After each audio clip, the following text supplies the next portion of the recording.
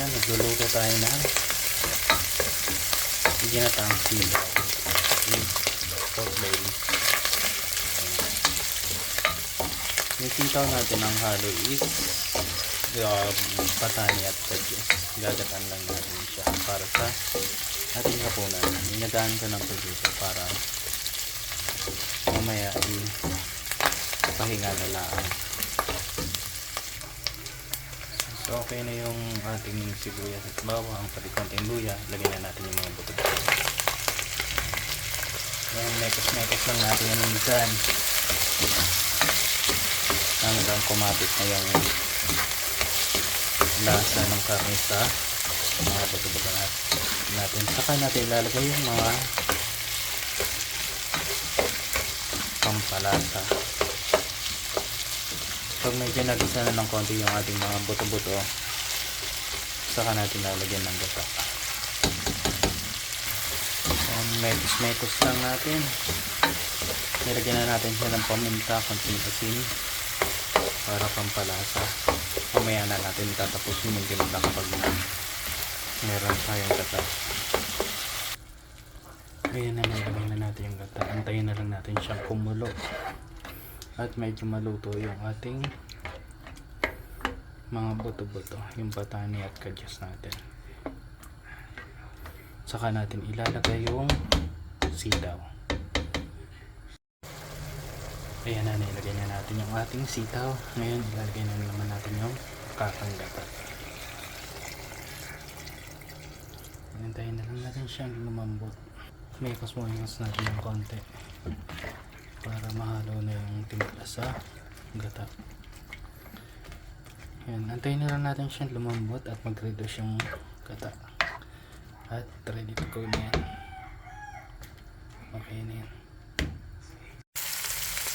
Ayan, itong kapares ng ating gulay. Pulitong tayo ulit. Tapos, ginataang sitaw with batan. Ayan, malapit na siya malupit. Malapit na siya. Konting mekos na lang yan. Ayan, okay na yan. Medyo i-reduce na natin yung sabaw, no? Tapos ito. Yan, goods na yan. Ready ng ating hapunan. Pilitong tayo. Ginataang sitaw with patani at kadyos na may konting pork belly. Solve na naman ang ating hapunan.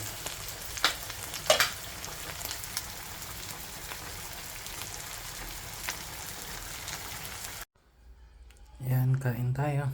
Ulam natin ginataang sitaw with patani at kadyos, tapos tayo at kanin lamig. Ayan, nagluluto tayo na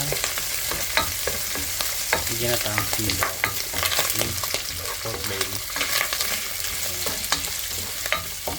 Yung sitaw natin ang halo is patani at kadyos. Gagatan lang natin siya para sa ating hapunan.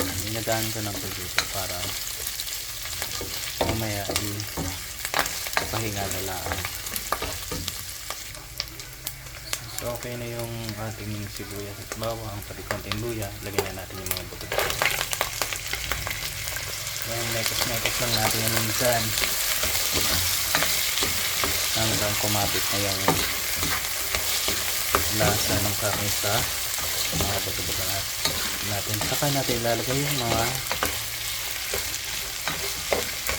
pampalasa. Pag medyo nagisa na ng konti yung ating mga buto-buto, saka natin lalagyan ng gata. Mekos lang natin.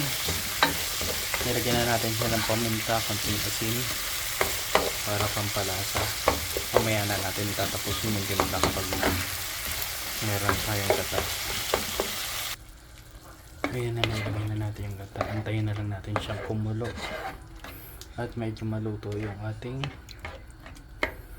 mga buto-buto, yung patani at kadyos natin. Saka natin ilalagay yung sitaw.